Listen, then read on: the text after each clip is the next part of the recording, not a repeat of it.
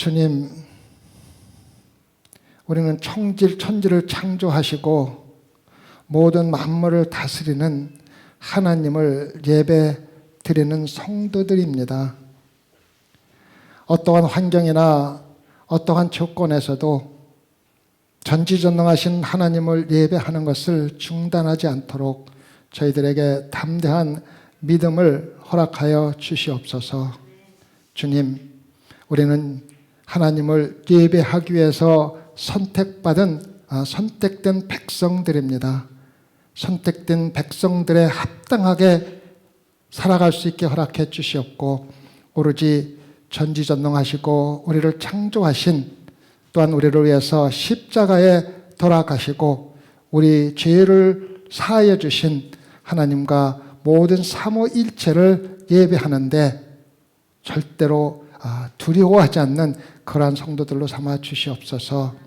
오늘 말씀 전할 때 주님 함께 해 주시옵고, 그 말씀 가운데 살아 역사하는 성령님의 크신 능력을 다 함께 체험할 수 있도록 역사하여 주시옵소서. 감사하며 예수님 받들어 기도드렸사옵나이다. 아멘. 우리가 사도행전을 함께 공부하고 있습니다. 사도행전은 예수님이 승천하시기 바로 전에 제자들에게 명령을 하신 사도행전 1장 8절이 실질적으로 어떻게 이루어져 가고 있는가를 기록한 책입니다. 오직 성령이 너에게 임하시면 너희가 권능을 받고 예루살렘과 온 유대와 사마리아 땅끝까지 이르러 내 증인이 되리라. 그래서 사도행전 2장에서 오순절날 성령이 제자들에게 실제적으로 임하시고 예루살렘에서 복음 전파가 시작되어 온 유대와 사마리까지 전하는 말씀을 우리가 함께 지금까지 공부해 왔습니다. 오늘은 사마리아 지역을 벗어나서 안디옥에 복음이 전파되는 것을 공부하고, 앞으로 안디옥 교회를 근거지로 해서 사도 바울이 땅끝까지 복음을 전하는 선교 여행을 하는 말씀을 함께 배우게 될 것입니다. 안디옥은 예루살렘에서 꽤 멀리 떨어져 있는 북쪽에 있는 도시였습니다. 안디옥은 죄로 가득 찬 쾌락의 도시였습니다. 대단히 부유하고 권력자들이 살고 있는 도시였습니다. 여러분들이 잘 아는 전차 경주가 유행했고, 도박이 도시 곳곳에서 일어나고 있으며, 육체적인 쾌락은 이 도시 어느 곳에든지 즐길 수 있는 하나의 풍습이었습니다. 만약에 로마가 다스리고 있던 그 많은 나라 가운데서 가장 복음을 전할 수가 없는 나라와 도시를 택하라고 하면 안디옥이 분명합니다. 복음을 가장 무시하고 살아가는 사람들이 사는 도시가 안디옥이었습니다. 하지만 오늘 말씀 사도행전에서 말씀을 보면 놀라운 사실을 발견할 수가 있는 것입니다. 실제로 기독교의 가장 좋은 본보기, 하나님의 은혜의 본보기, 가장 거룩하지 못한 유혹의 도시에서 가장 거룩하게 사는 본보기를 안디옥 교회에서 안디옥 성도들로부터 발견할 수가 있다는 것입니다. 신약의 가장 좋은 예를 가장 거룩하지 못한 도시에 있는 안디옥 교회에서 발견하게 된다는 사실은 참으로 놀라운 사실입니다. 사도행전 11장 19절을 보면 때에 스데반의 일로 일어난 환난을 인하여 흩어진 자들이 베니게와 구브로와 안디옥까지 이르러 도를 유대인에게만 전하는데, 복음이 땅끝까지 전해지는데 가장 중요한 역할을 한 것은 핍박으로 인한 그리스도인들이 겪고 있었던 환난입니다. 환난이 복음을 전파하는 첫 번째 수단이었다는 것은 대단히 아이러니한 문제입니다. 촛불을 불면 쉽게 불이 꺼집니다. 화덕에 있는 불에 바람을 불면 불이 더욱 왕성하게 강해지는 것을 우리가 쉽게 보고 경험할 수가 있습니다. 그래서 바람이 불 때 불이 약하면 불이 쉽게 꺼지지만 불이 강하면 바람으로 인하여 불이 더욱 강하게 된다는 것을 우리는 실생활에서 잘 알고 있습니다. 믿음도 똑같은 원칙입니다. 믿음이 약한 사람들에게 환난이 닥치면 쉽게 하나님을 떠나지만 믿음이 강한 성도들에게는 환난이 도리어 믿음에 불을 붙이는 더욱 강하게 만드는 역할을 한다는 것은 우리가 쉽게 경험할 수가 있습니다. 예수 그리스도께서 보내신 성령의 불은 제자들의 삶에 영혼 깊은 곳까지 침투하여 쉽게 환난과 핍박으로는 끌 수 없는 뜨거운 불이 되어 버렸습니다. 핍박의 바람은 그리스도인들의 깊은 성령의 불에 부채질을 한 것에 불과합니다. 환난으로 인하여 흩어진 성도들이 이방 지역인 베니게와 구브로와 안디옥까지 이르러 복음을 전한 것입니다. 성도 여러분, 우리가 신앙생활을 하면서 예수 그리스도의 증거가 진실이라고 믿는 사람들이 있는 반면에 그렇게 깊은 믿음에 도달하지 못한 사람들도 많이 있습니다. 또한 많은 사람들이 복음을 믿는다고 고백을 하지만 믿는 이유가 단순히 그렇게 배웠기 때문이라고 하며 이것이 지금 세상의 신앙의 풍파입니다. 믿으라고 배웠기 때문에 믿는 것은 안 믿는 것과 조금도 다르지 않은 무관심한 믿음입니다.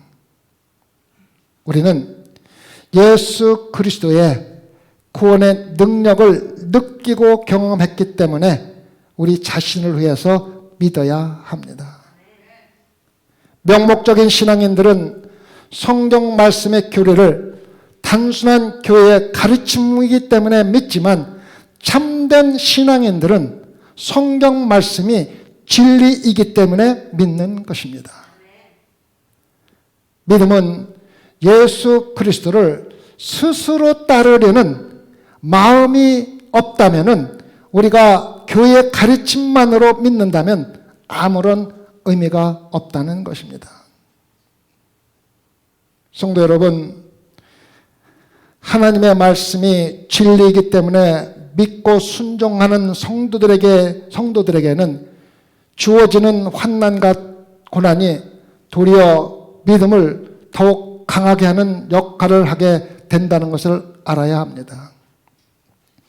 참된 성도들은 환경이나 조건의 지배를 받는 것이 아니라 하나님 말씀의 진리의 지배를 받기 때문에 어떠한 환경의 변화에도 두려움이 없는 신앙생활을 한다는 것입니다. 그래서 여러분들은 어떠한 믿음을 가지고 있습니까? 나에게 커다란 손해가 없다면 믿고 천국에 가겠다는 이기적인 믿음을 가지고 신앙생활을 하십니까? 하나님께서 주시는 축복과 이득을 얻기 위해서 믿는 상업적인 믿음을 가지고 있습니까? 환난과 핍박이 닥치면 도망가는 두려운 믿음을 가지고 있습니까? 아니면 구해 주실 것을 믿지만 설사 구해 주지 않는다 하더라도 믿음을 지키기 위해서 불풀무에 들어간 새 히브리 청년들과 같이 두려움 없이 진리만을 따르는 믿음을 가지고 있습니까? 계속해서 20절을 보면 그 중에 구브로와 구레네 몇 사람이 안디옥에 이르러 헬라에게도 말하여 주 예수를 전파하니, 구브로와 구레네에서 온 사람들은 예루살렘 교회 본부에서 정식으로 보내서 전도 사명을 맡고 간 사람들이 아닙니다. 그들은 복음을 듣고 구원을 받은 기쁨에 감격하여 본능적으로 기쁜 소식을 전하러 간 것입니다. 꽃들은 꽃을 피라는 명령이 없이 햇빛과 물이 주어지면 본능적으로 꽃이 피게 되어 있습니다. 새들은 지적이라는 명령을 받지 않아도 본능적으로 기쁘고 즐거운 봄의 소식을 전하며 노래를 합니다. 성도들은 예수 그리스도를 알게 되면 예수 그리스도에 대하여 다른 사람들에게 전하도록 본능적인 충동을 받는다는 것입니다. 영원한 생명의 기쁨을 아는 구원받은 성도들은 본능적으로 내가 느끼는 같은 기쁨을 다른 사람들에게 전하지 않고는 견딜 수가 없다는 것입니다. 우리가 신앙생활을 하면서 복음을 전하지 못하는 사람들은 아직 내가 구원의 참된 기쁨을 느끼지 못하고 있다는 증거밖에 아무것도 없다는 것을 알아야 합니다.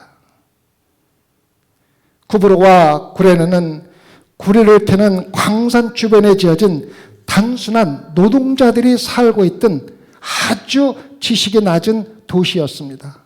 도시라기보다는 마을들이었습니다. 예수 그리스도를 통하여 구원을 받은 기쁨을 느낀 광부들은 800km가 떨어진 안디옥 지역에 복음을 전하는 사명을 가지고 스스로 찾아간 것입니다. 이 광부들은 랍비들이 다니는 율법 학교를 다니면서 정식으로 성경을 공부한 적도 없습니다. 그들이 예수 그리스도께서 그들의 삶 속에서 한 일들이 너무 기뻐서 죄의 도시인 안디옥까지 도착하여 주 예수 그리스도의 복음을 전하기 시작했다는 것입니다. 이방인들에게도 전했습니다. 이 광부들은 말재주는 세련되지 못하고 손은 거칠었을 것이 분명합니다. 복음 전도를 위해서 어떠한 미리 조사를 하거나 또 모인 사람들을 관리하고 또 그들에게 은혜를 베푸는 기술도 없었습니다. 이 사람들은 단순히 복음 전도의 열정에 불탔고 자신들의 구원의 기쁨을 전한 것으로 모든 것을 행한 것입니다. 성도 여러분, 여러분은 지금까지 신앙생활 하면서 내 자신이 경험한 구원의 기쁨을 전하고 싶은 충동으로 복음 전도의 열정을 가지고 본능적으로 전도를 해본 경험이 단 한 번이라도 있습니까? 광부들은 사역에 조직적이거나 틀에 얽매이지 않고 말씀을 자기들이 받은 기쁨 그대로 전했지만 그 결과는 믿을 수가 없을 정도로 크게 나타났다는 것입니다. 21절을 보면 주의 손이 그들과 함께 하심에 수대한 사람이 믿고 주께 돌아오더라. 하나님의 능력이 무식한 광부들과 함께 하시고 깊은 죄 가운데 살던 안디옥 사람들이 예수 그리스도를 믿기 시작한 것입니다. 죄 가운데서 살면서 불안한 생각으로 괴로워하는 사람들은 더 나은 삶에 대한 더 나은 삶을 소망하고 찾기 위한 그러한 갈망이 자기는 이야기하지 않지만 마음속에 항상 있는 것입니다. 그래서 예수 그리스도를 받아들일 준비가 되어 있다는 것입니다. 질병과 고통, 부끄러움과 가난은 종종 복음을 받아들이기에 가장 희망적인 영적인 상태로 만들어주고 있다는 것을 알아야 합니다. 죄 가운데 살던 안디옥 사람들에게 강한 하나님의 역사가 일어날 수밖에 없는 조건이 되어 있었다는 것입니다. 성도 여러분, 지금 우리가 살고 있는 요즘 세상은 안디옥보다도 더 극심한 불안과 죄악 가운데 사는 사람들이 너무 많이 있기 때문에 복음의 소망을 전하기에 가장 합당한 상태라는 것을 기억하시기 바랍니다. 하나님이 이미 밭을 갈아서 준비를 하신 것이며 우리는 올라가서 광부들처럼 복음의 씨앗을 뿌리기만 하면 된다는 것입니다. 하나님께서 도를 준비하시고 기초를 닦아 놓으셨기 때문에 우리는 올라가서 말씀의 건축을 세우기만 한다는 것입니다. 수많은 사람들이 믿고 돌아올 준비가 되어 있는 상태를 우리가 무시해서는 안 됩니다. 복음에 대한 우리의 무관심이 수많은 사람들이 지옥으로 가게 만들 수 있다는 것을 안다면 우리가 어찌 편안히 앉아서 나 구원받았네, 너 구원받았네 좋아하고만 있을 수가 있습니까? 지금이 바로 복음을 전할 때입니다. 우리가 원하는 것은 단순히 교회 나오는 것이 아닙니다. 우리가 원하는 것은 사람들이 거듭나서 예수 그리스도로 인하여 변화받는 것입니다. 나 자신의 믿음이 진심으로 나 자신을 기쁘게 하는 기쁨의 원천이라는 것을 알면서도 다른 사람들이 같은 믿음을 가지고 같은 기쁨을 느끼도록 전하지 않는다면은 여러분들은 신앙인이 아닐 뿐만 아니라 비인간적인 사람으로 취급받을 수 있다는 것입니다. 지옥으로 가는 사람들을 구원해야 합니다. 믿는 사람들로 교회뿐만 아니라 이 세상을 가득 채워 사회 전체가 변화되어야만 합니다. 수다한 사람이 믿고 거듭나 죽게 돌아오면서 가장 타락했던 안디옥이 변하여 다른 새로운 도시가 되었을 것이 분명합니다. 전차 경주와 도박은 줄어들게 되고 거리는 평소보다 조용했을 것입니다. 왜냐하면 복음 전도의 군사들이 온 도시를 휩쓸고 다녔기 때문입니다.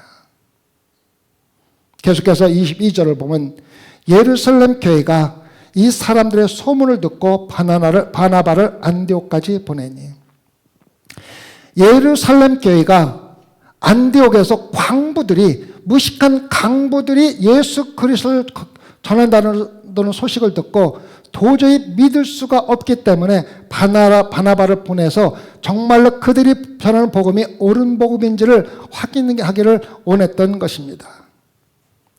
우리는 이미 바나바에 대해서 공부를 했습니다. 그의 별명은 격려자였습니다. 또한 24절을 보면 바나바의 또 다른 모습을 보여주고 있습니다. 바나바는 착한 사람이요 성령과 믿음이 충만한 자라 이에 큰 무리가 죽게 더하더라. 바나바의 세 가지 성품은 그의 성품과 그의 헌신하는 마음과 그의 용기라는 말로 표현되고 있습니다. 그리고 바나바를 보낸 이유가 그가 착한 사람이요 성령과 믿음이 충만한 자라는 것을 우리가 알고 있습니다. 질문은 만약에 지금 예루살렘 교회가 분별력과 믿음이 있고 성령의 지배를 받고 있는 사람을 안디옥으로 보내기 위해서 사람을 찾는다면은 여러분을 선택할 확률이 있느냐고 묻는 것입니다. 여러분 자신에게 물어보시기 바랍니다. 소망교회가 바나바를 택해서 보내는 것 같이 누군가를 택해서 복음 전도하는 지역으로 보낸다면 과연 내가 선택을 받을 준비가 되어 있는가? 내가 진심으로 분별력과 믿음이 있고 성령의 지배를 받고 있는 사람인가? 아니면 형식적으로 교회에 나와서 앉아있는 사람인가를 생각해 보라고 가르치고 있습니다. 사도들의 보냄을 받은 바나바가 안독에 도착하여 무엇을 했습니까? 23절을 보면 저가 이르러 하나님의 은혜를 보고 기뻐하여 모든 사람에게 굳은 마음으로 주께 붙어 있으라 권하니. 바나바가 안디옥에서 본 것은 하나님의 은혜입니다. 그러면 하나님의 은혜가 어떻게 생겼기 때문에 바나바가 볼 수 있었습니까? 우리는 하나님 은혜 아래 살고 있다고 말을 자주 합니다. 하나님의 은혜를 경험하고 하나님의 은혜로 구원을 받고 놀라운 주님의 은혜를 찬양한다고 쉽게 말을 하며 신앙생활을 하고 있는 것은 여러분들도 인정할 것입니다. 그러나 하나님의 은혜가 어떻게 생겼냐고 물어보면 누가 옳게 대답할 수가 있습니까? 여러분은 하나님의 은혜를 여러분 자신에게서 볼 수가 있습니까? 바나바는 안독교의 성도들이 삶 가운데 나타나는 하나님의 은혜를 본 것입니다. 참 신앙인이 그들의 마음에 예수 그리스도가 있다면 삶으로 반드시 나타나게 되어 있다는 것입니다. 참 신앙이 여러분의 마음에 있으면 여러분의 삶 가운데 나타나기 때문에 다른 사람들이 그 삶에서 나타나는 하나님의 은혜를 반드시 볼 수가 있어야 한다는 것입니다. 바나바는 예수 그리스도를 닮은 삶을 살고 있는 안디옥 성도들의 삶 가운데 하나님의 은혜를 보았고 그들의 삶이 다른 사람들에게 알려지면서 믿지 않는 사람들이 믿는 자들을 그리스도라고 불리는 중요한 역할을 한 것입니다.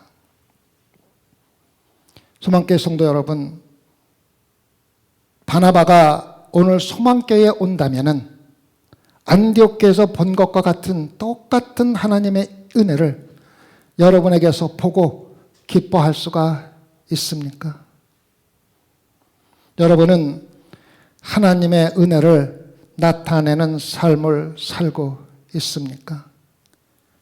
어떠한 방법으로 하나님의 은혜를 나타내며 신앙생활하고 있냐고 제가 묻고 있는 것입니다. 바나바는 하나님의 은혜를 그들에게서 보았고 모든 사람에게 굳은 마음으로 주께 붙어 있으라고 권하고 있습니다. 우리가 하나님의 은혜 가운데 신앙생활하면서 어떻게 굳은 마음으로 주께 붙어 있을 수가 있습니까? 심한 파도가 바닷가에 절벽을 치고 있는데도 불구하고 어떤 조개들은 바위에 단단히 붙어 있는 것을 우리가 자주 볼 수가 있습니다. 각 조개는 너무 끈질기게 붙어 있기 때문에 아무리 엄청난 파도들의 힘도 그 조개들을 그 바위에서 떼어낼 수가 없다는 것입니다. 그들이 붙어 있는 비밀이 조개가 비어 있다는 것입니다. 만약에 조개 안이 살이나 어떤 공기로 채워진다면 즉시 떨어져서 파도에 휩쓸려 나가게 된다는 것입니다. 성도 여러분, 우리가 굳은 마음으로 주께 붙어 있기 위해서는 우리 자신을 비워야 합니다. 우리가 교만과 자만으로 가득 채워지거나 육체의 쾌락을 추구한다면 우리는 쉽게 유혹의 파도에 굴복하여 예수 그리스도부터 떨어질 수밖에 없다는 것입니다. 자신을 비워 주님의 반석에 끈질기게 붙어 있고 신실하고 거룩하고 낮아지고 겸손한 성도의 아름다운 모습을 보여주는 것이 바로 굳은 마음으로 주님께 붙어 있다는 의미입니다. 성도 여러분, 지금 여러분 안에 무엇으로 채워져 있습니까? 주께 굳게 붙어 있기 위해서 주님이 원하시지 않는 모든 것을 지금 당장 피우고 담대하게 버릴 준비를 가지고 신앙생활 하십니까? 바나바는 이러한 모든 것 가운데서 충실히 말씀을 전하고 성도를 격려하고 있었습니다. 그러나 곧 자신이 혼자서 모든 일을 할 수가 없다는 것을 깨닫고 같이 동역할 동역자를 찾게 됩니다. 실제로 안디옥에서 복음이 폭발적으로 전해지고 있었기 때문에 동역자를 찾을 수밖에 없는 상황이었습니다. 누가 도와줄 수가 있습니까? 25절이 그 대답입니다. 바나바가 사울을 찾으러 다소에 가서. 다소는 사울의 고향입니다. 사울이 예수 그리스도를 만나고 예루살렘 교회에서 크게 환영받지 못한 상태에서 고향인 다소에 들어가서 거의 8년이라는 세월을 지냈습니다. 그래서 사울과 바나바가 마지막으로 만난 지가 벌써 8년이라는 시간이 지났다는 것을 우리 마음속에 두고 있어야만 합니다. 우리가 벌써 공부한 대로 사도행전 9장에서 바나바가 위험을 무릅쓰고 사울을 사도들에게 소개한 것을 여러분은 이미 설교 말씀을 해서 들었습니다.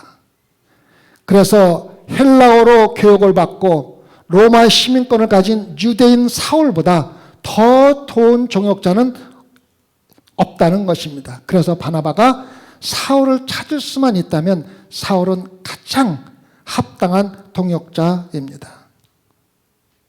제가 이 말씀을 준비하면서 한번 질문을 해봤습니다. 하나님은 왜 이렇게 중요한 사역을 사도가 아닌 잘 알려지도 않은 평신도인 바나바에게 일을 맡기셔야 했을까? 그건 사도행전 9장 15절에서 하나님의 말씀이 아나니아에게 임했기 때문입니다.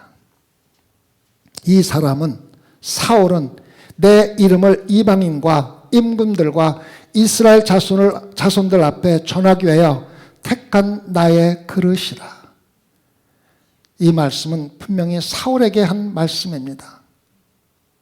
성령의 인도하심에 민감하게 신앙생활을 하면서 하나님의 말씀에 순종하는 바나바는 이 말씀을 마음에 새기고 있었고 이방인의 복음 전할 기회가 생기자마자 사울이 가장 합당한 사람이며 사울의 때가 왔다는 것을 즉시로 알았던 것입니다.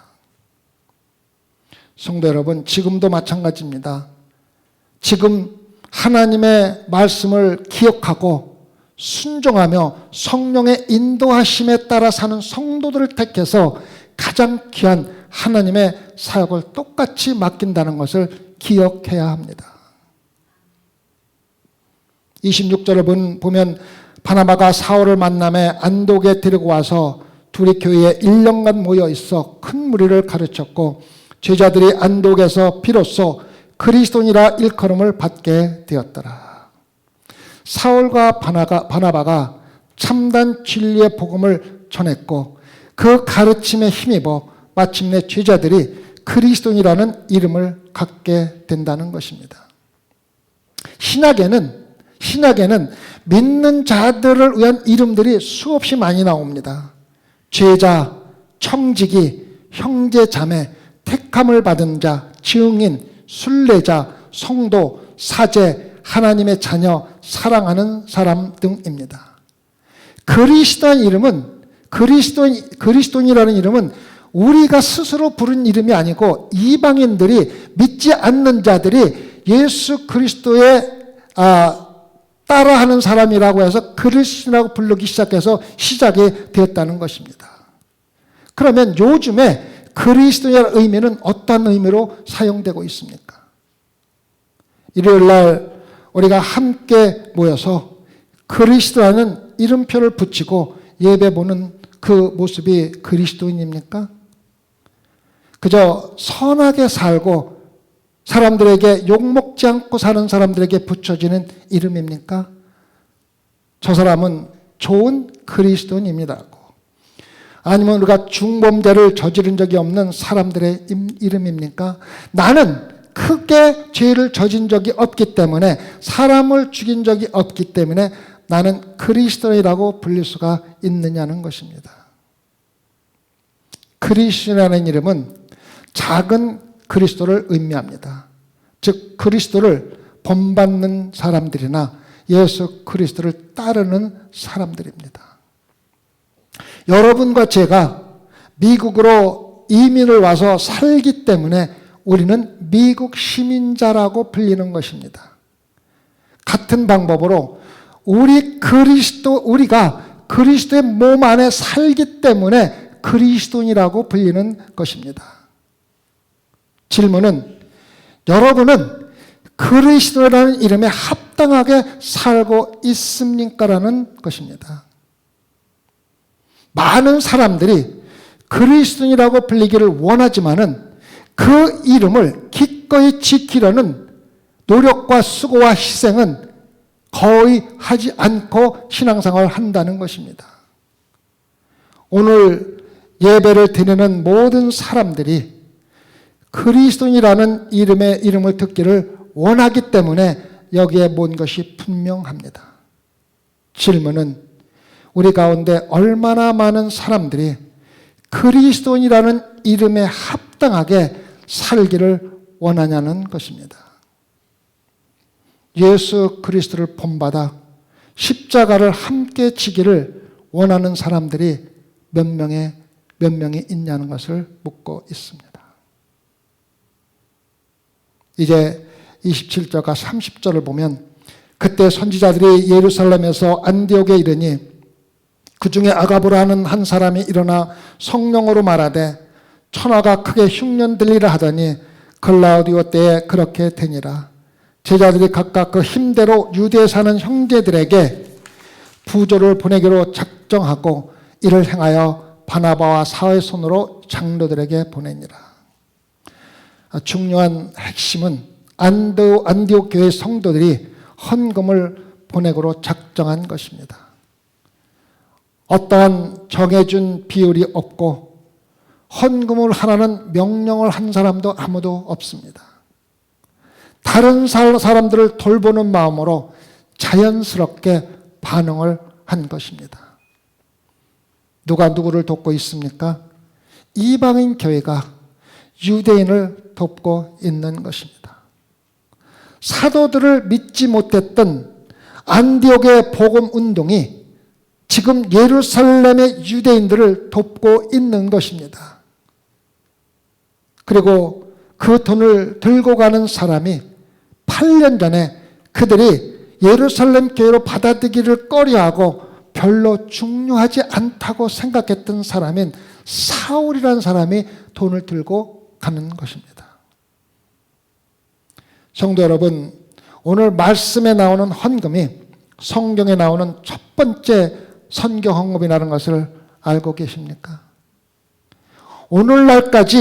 오늘날까지도 선교 헌금이 그 교회가 건강한 교회라는 증거로 나타나고 있는 것입니다. 한 교회 성도들이 다른 교회나 아니면 또 다른 나라에서 사역을 하는 사람들에게 헌금을 보내주는 것을 선교라고 합니다. 약 100년 전에 유명했던 필립스 브룩스 목사님은 어떤 사람이 찾아와서 죽은 교회를 살리기 위해서 무엇을 해야 하는지라는 질문을 받은 적이 있습니다.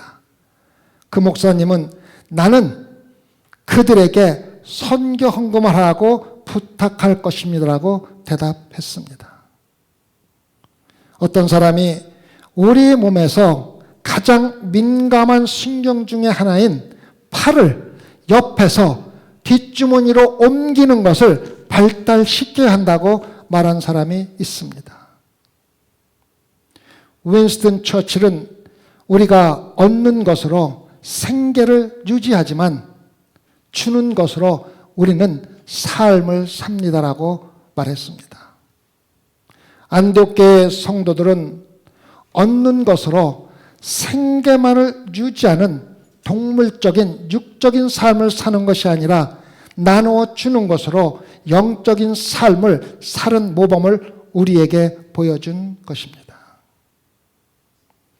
소망교회 성도 여러분, 우리의 이름은 그리스도인입니다. 이름에 합당하게 살아가야 합니다. 어떤 환난이나 핍박이 있다 하더라도 우리가 따르고 있는 예수 그리스도를 진정으로 예배하며 땅끝까지 복음을 전해야 합니다. 하나님의 은혜를 누구든지 볼 수 있는 그러한 나타내는 삶을 살면서 우리 자신을 완전히 비우고 예수 그리스도의 바위에 아무도 뗄 수 없는, 어떤 유혹도 뗄 수 없는 그러한 마음으로 붙어 있어야 합니다. 성령과 믿음으로 충만하여 하나님의 사명에 언제든지 부르는 대로 선택받을 준비가 항상 되어 있어야만 합니다. 필요한 사람들을 돕고 선교를 위한 새로운 기회에 성령님께서 우리에게 속삭이는 말씀을 듣고 하나님과 구세주인 예수 그리스도를 영광되게 하는 선교의 새로운 기회를 절대로 놓쳐서는 안 된다는 것입니다. 그리스도라는 이름은 예수 그리스도를 닮은 사람들에게만 주어지는 정말로 아름답고 고귀한 이름입니다. 소망교회 성도 모두가 그리스도인이라는 이름에 합당하게 예수 그리스도를 따라 살면서 세상 모든 사람들이 누가 우리를 보아도 소망교회 성도들은 그리스도인임이 틀림없다고 말할 수가 있어야 합니다. 그래서 우리의 신앙생활의 궁극적인 목표는 예수 그리스도를 닮은 사람이 되는 것입니다. 기도하십시다. 주님, 우리는 예수 그리스도를 닮기를 원합니다. 예수 그리스도의 바위에 바싹 붙어 절대로 떨어지지 않는 성도가 되기를 원합니다. 그러나 우리는 힘이 약하고 성령님께서 인도해 주시지 않으면 도저히 할 수 없다는 것을 알고 우리 자신을 주님께 맡기오니 주님께서 인도하여 주시옵소서. 감사하며 예수님 받들어 기도드렸사옵나이다.